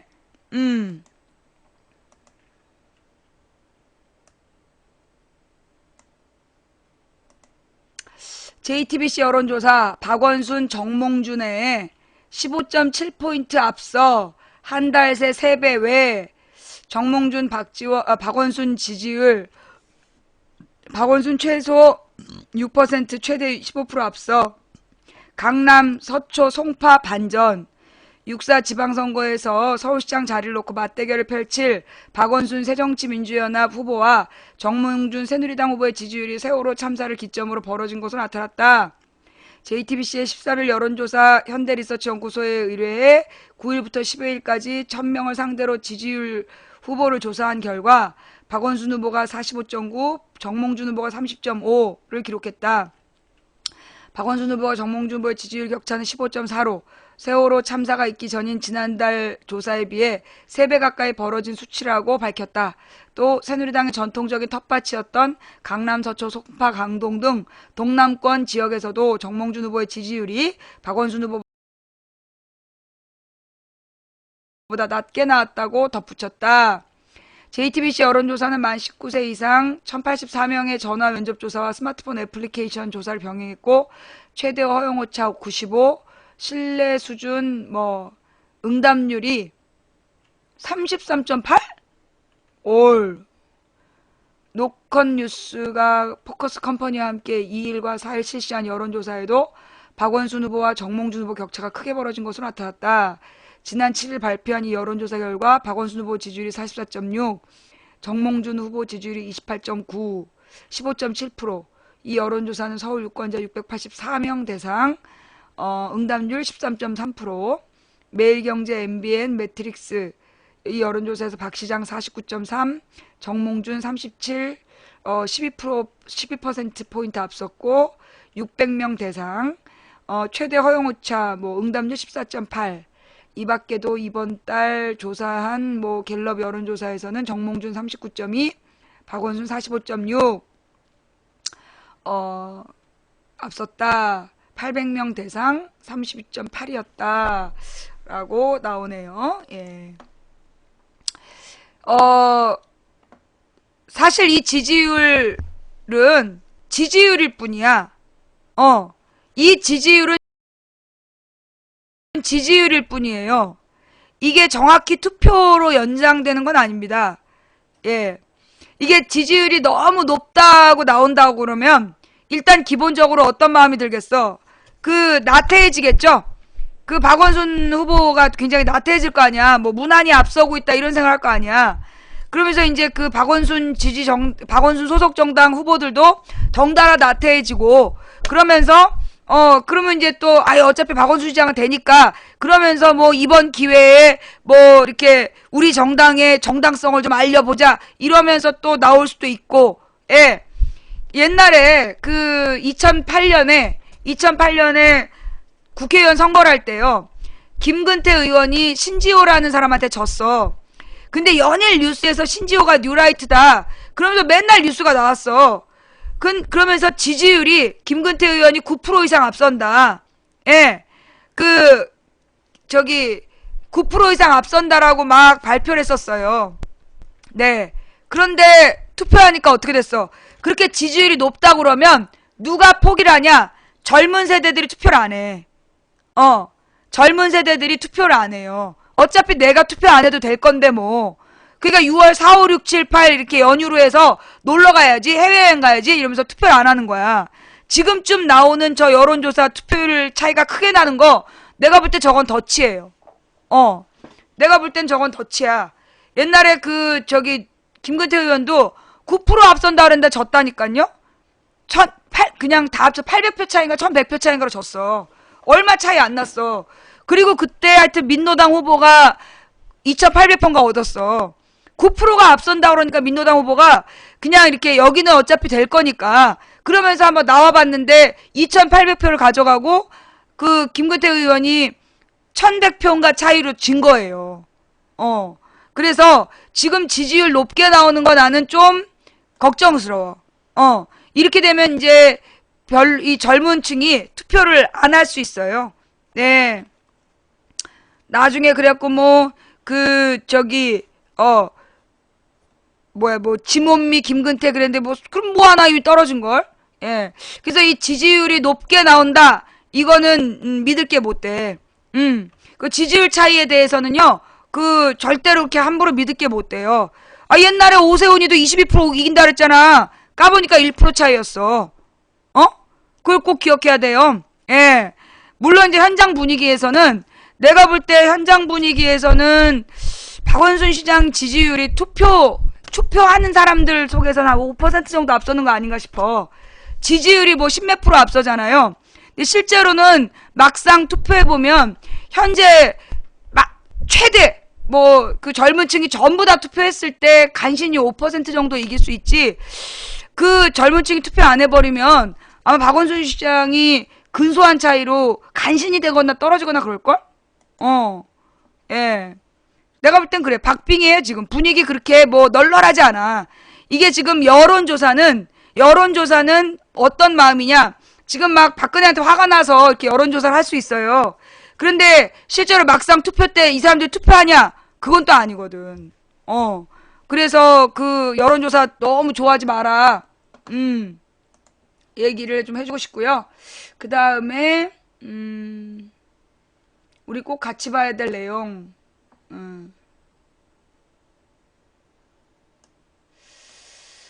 초상집에서 박수 치는 일 그만해라. 이게 무슨 얘기지? 유가족 벼슬 막말한 김호월 교수 사표 제출.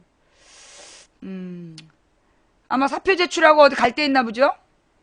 이렇게 멋있게 얘기했으니까 받아줄 때가 있나 보지? 김한길 안철수 사퇴 주장 이윤석 대변인직 사퇴. 정청래 곧바로 보복하네요. 자고 나니 피가 흥건하다. 정말 김한길 안철수가 정말 복병이야.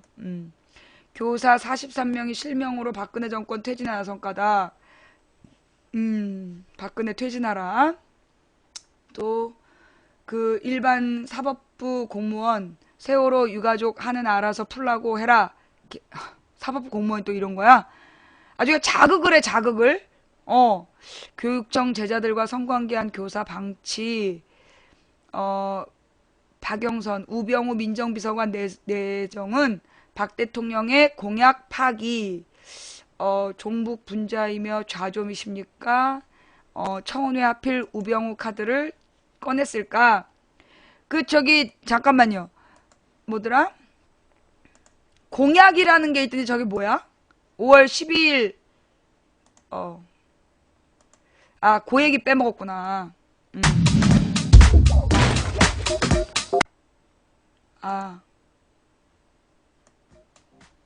박근혜 대통령이 청와대 민정수석실 민정비서관에 현 이중희 비서관 대신 우병우 전 대검 수사기획관을 내정한 것으로 알려졌습니다.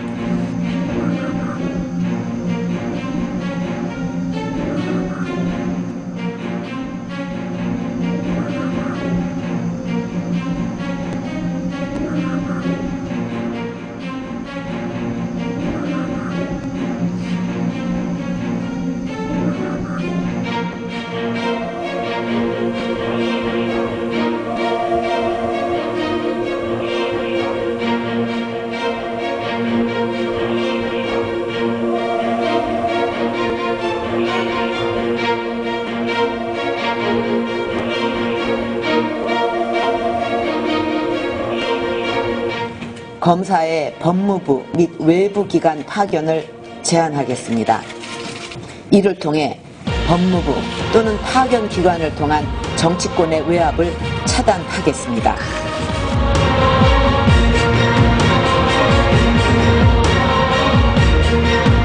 네, 이게 무슨 얘기냐면, 이게 무슨 얘기냐면, 현재 검찰법에 청와대 비서관으로 가면 안 되는 거야. 현직 검사를 정부기관에 파견할 수 없도록 되어 있다는 거야. 그런데 박근혜가 이중희 검사라는 사람을 민정비서관으로 데려가겠다 그런 거야. 그러니까 이제 이게 청와대 그 법에 걸린다. 그러니까 이 검찰 이 파견법에 걸린다. 그랬더니 그 사표를 썼다. 근데 만약 검사로 돌아가면 어떡할 거냐? 안 돌아간다. 그러면서 이제 데리고 온 거예요. 그래서 저 사람이 누구냐? 소위 최동욱 수사 일일이 지시했던 사람.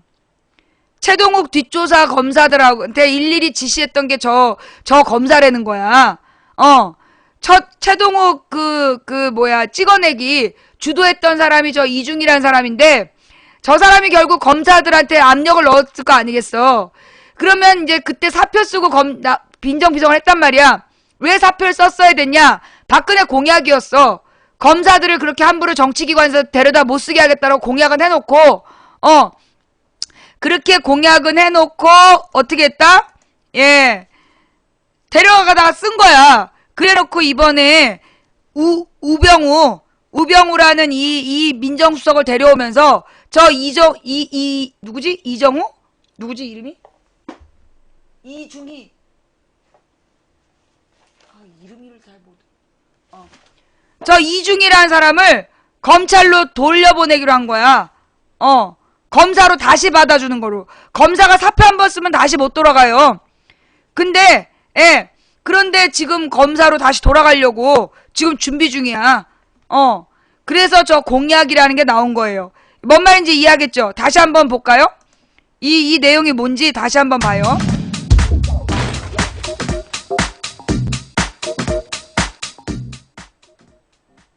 박근혜 대통령이 청와대 민정수석실 민정비서관에 현 이중희 비서관 대신 우병우 전 대검 수사기획관을 내정한 것으로 알려졌습니다.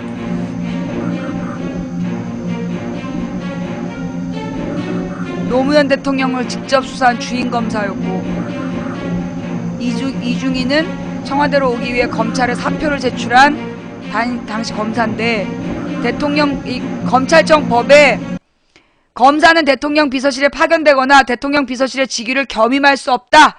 이게 법으로 정해져 있는 거야. 검찰청 법에. 검사의 파견 금지 등에 대한 법이야. 현직 검사의 청와대 파견 금지하는 검찰청법을 피하려고 편법 파견. 당시 검찰의 정치적 중립훼손이라는 비판이 쏟아졌는데, 이중희 검찰로 돌아가지 않을 거다 이러면서 취임을 했어. 검사를 사표하고 사표 내고 청와대 비서관으로 들어왔다가 다시 검사로 돌아가는 거냐? 돌아간대요. 검사의 법무부 및 외부 기관 파견을 제한하겠습니다. 요게 이제 공약이었던 거야. 법무부 또는 파견 기관을 통한 정치권의 외압을 차단하겠습니다. 저렇게 공약해놓고 공개적으로 약속해놓고 빌공작 공약이 됐다 이런 이야기. 이제 뭔 말인지 알아듣겠죠? 예.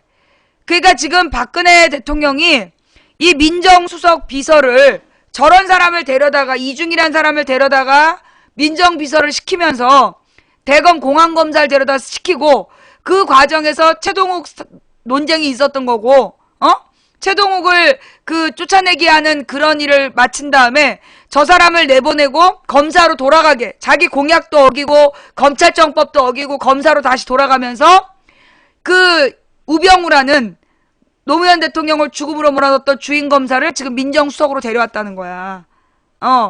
이게 굉장히 심각한 상황이고요. 사실 내가 오늘 하고 싶었던 이야기는 이거 말고 또 있었는데,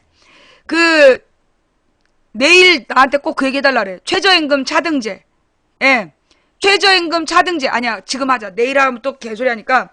최저임금 차등제라는 걸 지금 박근혜 정부에서 추진 중에 있어요. 얼마 전에 우리나라 최저임금이 5,210원으로 올랐잖아. 우리나라 그러니까 최저임금이 5,210원이 됐어. 최저임금이라는 게 뭐냐면 모든 업종을 불문하고 적어도 이 돈 이상은 줘라. 그 돈이 최저임금이잖아요. 그런데 그 5,210원이 너무 부담이 커서 지금 중소업체들이 사람들을 막 자르고 있다. 그래서 실업률이 높아지고 있다. 그래서 업종에 따라서 차등 적용을 해야 된다. 그렇게 지금 추진을 하고 있어. 그러면서 최저임금법에 뭐라고 되어 있냐면 업종에 따라 차등을 둘 수 있다는 부분이 있는 거야. 그 얘기는 뭐야? 모두가 그 5,210원이 아니라 5,210원 이상 차이를 두라는 얘기잖아. 그런데 지금 박근혜 정부에서 추진 중인 건 5,210원 미만으로 차등 지급. 그래서 외국인 노동자들이 너무 월급을 많이 받고 있다. 그런 얘기를 하는 거야. 5,210원보다 적게 주는 특수성을 인정해달라는 거야. 자, 그러면서 외국인 노동자 이야기를 했어요. 자, 그러면서 또 뭐라 그러냐.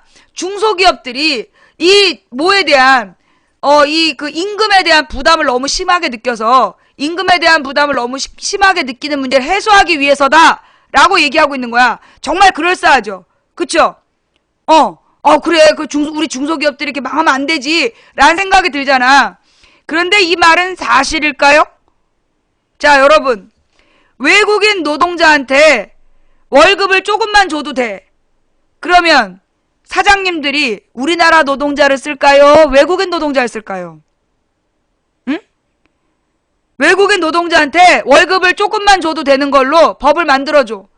그러면 사장님들이 한국인 노동자를 쓸까요? 외국인 노동자를 쓸까요? 당연히 외국인 노동자를 쓰죠. 왜 외국인이 한국인이랑 똑같은 돈을 받아야 되냐 하면 한국인의 일자리가 사라지지 않도록 하기 위한 방법이야.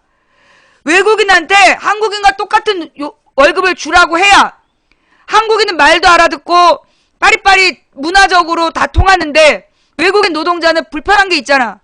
그럼에도 불구하고 불편해도 쓰는 이유는 값이 싸면 쓴단 말이야. 그래서 이 공장에 한국 노동자가 줄어들고 있단 말이에요. 그런데 이 외국인 노동자한테 이 최저임금을 안 주면 그러면 한국 사장님들이 전부 다 외국인 노동자 써. 그럼 이제 한국인 노동자 일자리가 사라지는 거야. 그러니 반대해야 되는 거예요. 또 중소기업에서 임금이 부담이 되는 이유는 뭐겠어? 중소기업에서 대기업으로 납품을 했을 때 대기업이 납품 가격에 임금을 제대로 안 주는 거 아니야. 그래서 이 임금이 모자라니까 임금을 제대로 제값을 납품값을 못 받으니까 월급을 못 주고 그래서 값싼 외국인 노동자로 바꾸는 거 아니야. 결국은 지금 박근혜 정부에서 최저임금 차등 지급 이건 누굴 위한 거겠어? 이건 누굴 위한 거? 대기업을 위한 정책이에요. 말로는 그럴싸하게 중소기업을 생각하고 외국인 노동자들을 그 차별하는 것처럼 외국인 노동자한테 돈을 많이 줄 필요 없다고 얘기하는 것 같지만 이 말은 돌려보면 이 말을 돌려보면 외국인 노동자한테 월급을 조금 주면 다 외국인 노동자 써. 한국인 노동자 일자리가 사라지는 거야. 그러면 한국인 노동자하고는 외국인 노동자만 막 욕하잖아. 다문화, 저 개같은 다문화 이러면서 외국인 노동자가 한국인 일자리를 뺏고 있다. 그 일자리는 외국인 노동자가 뺏는 게 아니라 사장님이 뺏는 거예요. 외국인 노동자한테 월급 조금만 줘도 되는 법이 있기 때문에 그 법을 없애야 되는 거야. 이해가 되지? 뭔 말인지 알아듣겠죠? 이 최저임금 차등지급제 이거 반드시 막아야 돼. 사장님 나빠요. 이 문제. 그거 사장님 뺏는 거야. 외국인 노동자가 뺏는 게 아니라. 그런데 그래놓고 외국인 노동자가 한국인 노동자 일자리를 뺏는다고 외국인 노동자 비하하는 댓글만 계속 다는 새끼들이 있어.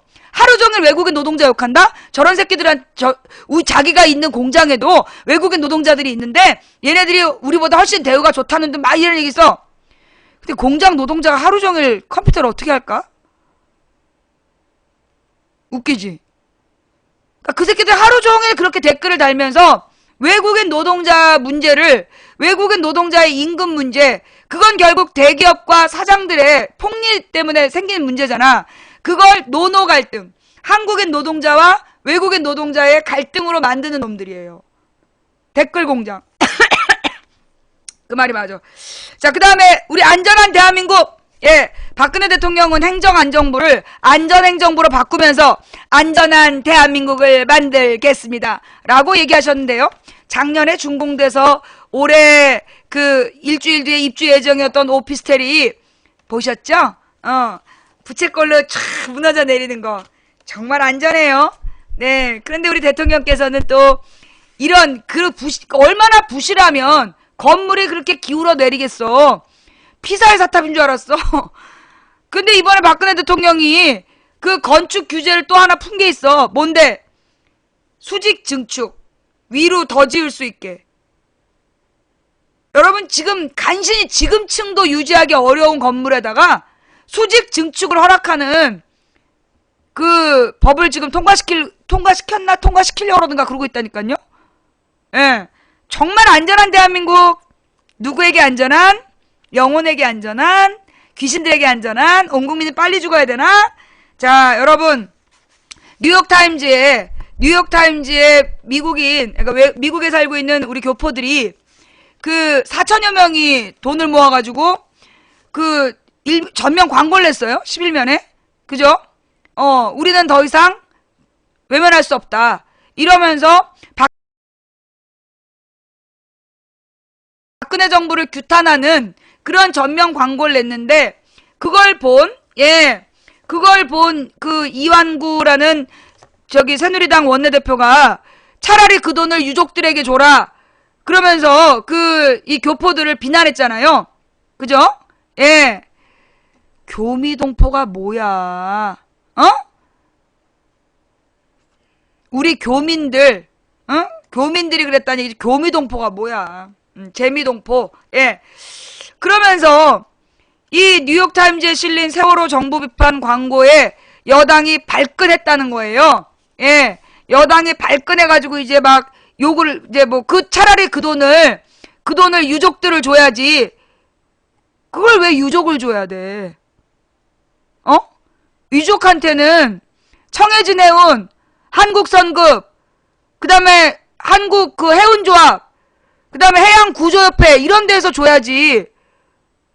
아니, 미국 교민들이 왜 그걸 세월호 피해자들한테 줘야 되는데, 마땅히 책임져야 될 놈들은 한국선급이고, 해운조합이고, 해양구조협회고, 청해진 해운이 있는데, 구조를 제대로 안 한, 재난 컨트롤타워도 없었던 정부가 물어줘야지.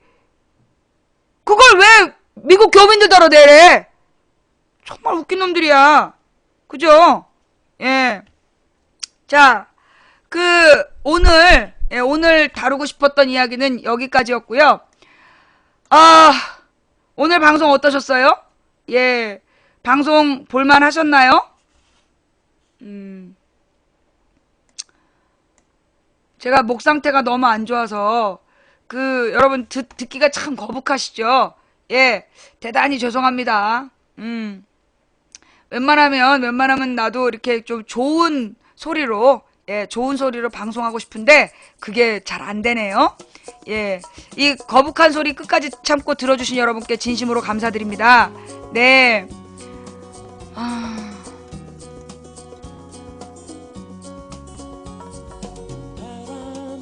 네.